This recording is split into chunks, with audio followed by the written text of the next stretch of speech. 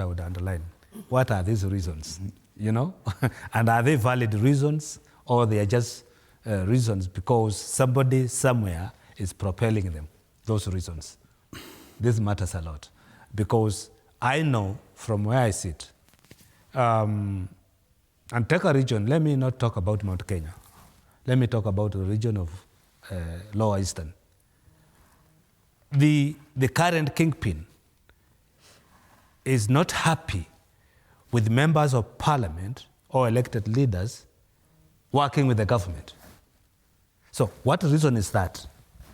You know, it needs experts to look at it. He's not happy. And he feels that for them going to work with the government is betrayal to the community. Is that the case? I disagree with him on that point. I support him 100%, but when it comes to that point, I disagree with him. Why? Because when he tells leaders, don't engage the government, because when you tell people don't go to State House or don't talk to the president, and I remember sometimes we had a discussion here and Gachagua said, if that going to State House will help my people, I'll go.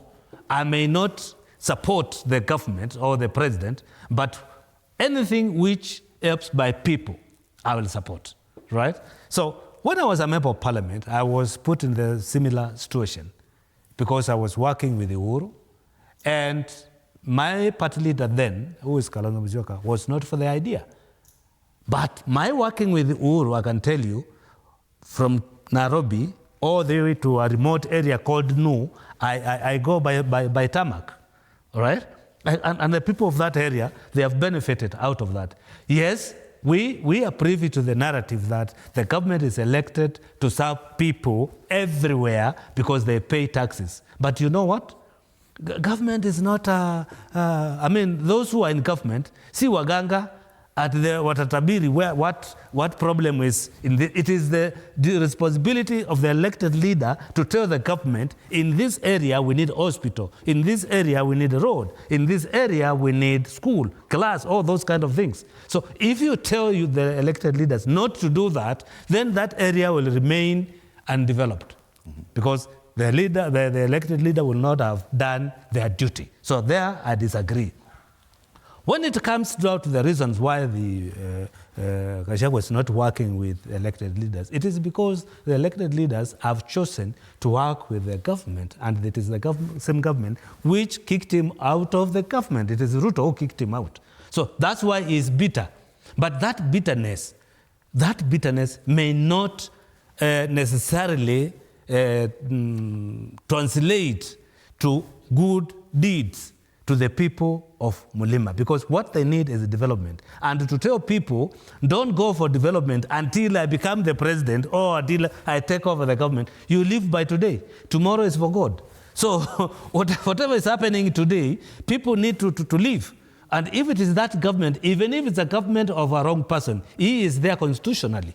And he has a responsibility to work for every Kenyan. So once you get that one right, then there will be these issues will not come in. Talking of elected leaders, and that's why I'm supporting Gachagua. You know, we have in our history, every cycle of election, 70% or 65% of members of parliament don't go back. Mm-hmm. It is only, what is the percentage? 20, 30, 35% who make it back. So being elected does not mean you have all the rights to control the leadership of the area. There are people who have more influence in society, even without being elected. And that's the case of Raila Amolo Odinga. He has so much influence, and I don't know when Raila was elected last. Is it 30 years ago? That is when he was elected to any position, when he was a member of Kibera. He has never been elected anywhere else. But the influence he has towards the society